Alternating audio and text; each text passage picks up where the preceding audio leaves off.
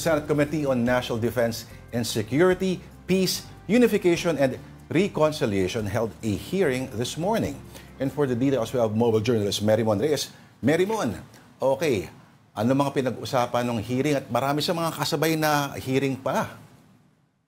Magandang hapon sa inyo. Tama yan. Kanina doon sa committee hearing nga nito, ilan sa mga gusto nilang matalakay, lalo pa sa susunod na hearing 2 weeks from now daw, is yung pagpapalawak o yung pag-update na ng anti-espionage law. Ito nga yung Commonwealth Act number 616, pero dated pa to ng World War II. So around 8 decades na yung tanda nito. So ang gusto nilang gawin, halimbawa kanina na-raise na Senator Risa Ontiveros, Senator Raffy Tulfo, Senator Ping Lacson, and Senator Bato, yung cybercrime threats na may kinalaman din daw dito sa espionage activities. Kanina kasi napag-usapan yung nakakaalarmang sitwasyon ng mga naarestong Chinese nationals malapit sa Malacanang, sa US Embassy, Camp Aguinaldo, Camp Crame. And yung ilan sa mga to, ang kaso nila is yung mga gadgets na may kinalaman for topographic mapping ng military bases sa bansa. Kasama rin dito yung naging concern nila, yung mga drones, solar-powered CCTV cameras, even yung mga underwater drones. And yung ilan pa sa mga ito ay donated pangaraw mula sa Chinese companies na nakikita nila na possibly baka maging threat ito sa national security.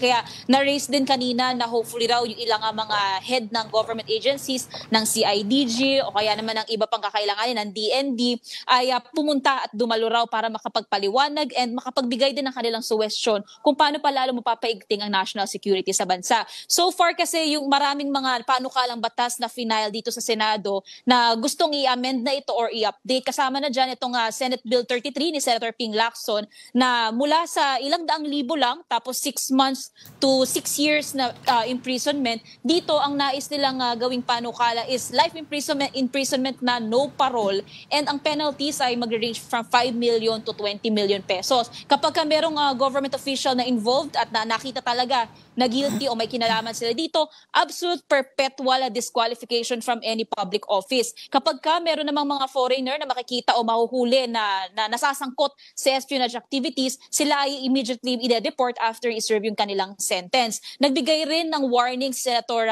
Lacson dahil sa kanyang impormasyon daw, sa kanilang intel na nakuha, meron pa rin Chinese sleeper agents at mga miyembro ng People's Liberation Army dito sa Pilipinas na kahit daw inaaresto na ang mga ito, nag-report kasi si Attorney Ferdinand Lavin ng NBI na marami na raw sila mga naaresto na mga foreign nationals na sangkot sa mga ganitong activities. Pero sabi ni Senator Lacson, kailangan pa raw ng follow-up operations dahil itong mga to, pag nahuli, may papalitan daw agad, papalit daw agad ng bago. So yun yung ilan sa nais pa nilang matalakay sa mga susunod pa nilang pagdinig. Balik sa inyo. Kasi kung yung banggit mong mga outdated laws, very Cold War era pa itong mga batas na ito, no?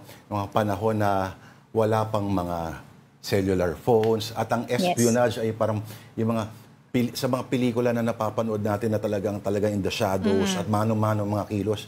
Pero ngayon kasi ang titik-tik sa'yo satellite na eh, hindi na tao eh, di ba? In fact, kahit nasa ang layer ka pa ng bahay, matatarak kanila, tanong mo na lang Israel, di ba? Pero pinag-usapan ba si Joseph C., yung very controversial businessman? Yes, Lord, kanina na-raise din na Senadora Risa Ontiveros na itong ang businessman na si Joseph C., supposedly nakapasok daw siya sa Philippine Coast Guard Auxiliary Team.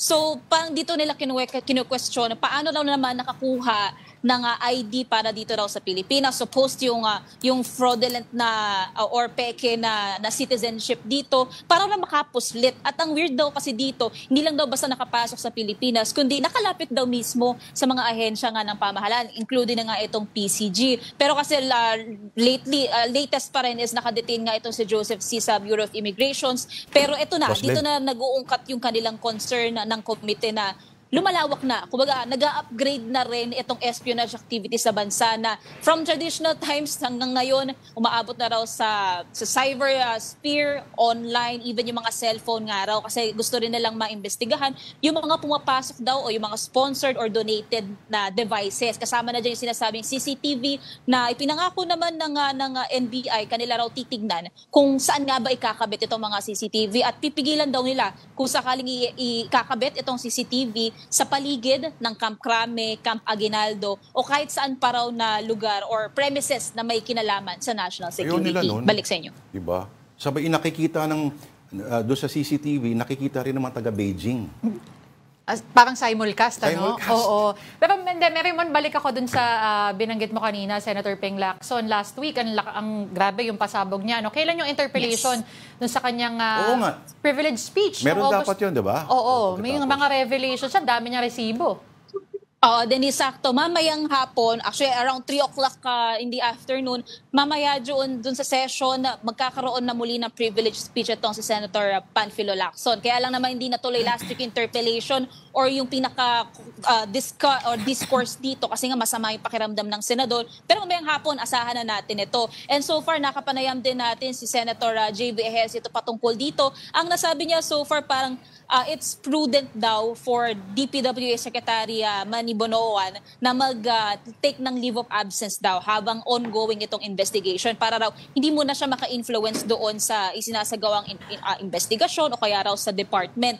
Pero nakikita niya rin daw mahirap daw parang maghanap ng OIC ngayon or ng kapalit muna temporarily kaya Sec Bonoan kasi nga raw even yung mga ASEC, yung mga USEC parang pare-pareho daw silang stained or tarnished daw nitong issue. So mamaya bukod pa doon magre-raise din itong si Senator JV ng kanyang motion kung maaari raw imbitahan na itong mga lumulutang o mga binabalitang mga DPW officials o kaya naman o kaya yung mga may connection sa mga ito na merong tila luxurious lifestyle despite na meron lang daw silang parang humble na salary. Para raw makita nila yung pagpapaliwanag paano raw na-afford itong mga official yung ganitong mag-arabong pamumuhay samantalang ito lang naman daw ang kanilang sahod. Kaya ang okay rin daw yung lifestyle checkups na gagawin sa public officials ayon kay Senator JB. Balik sa inyo. May kilala ako na walang trabaho ngayon.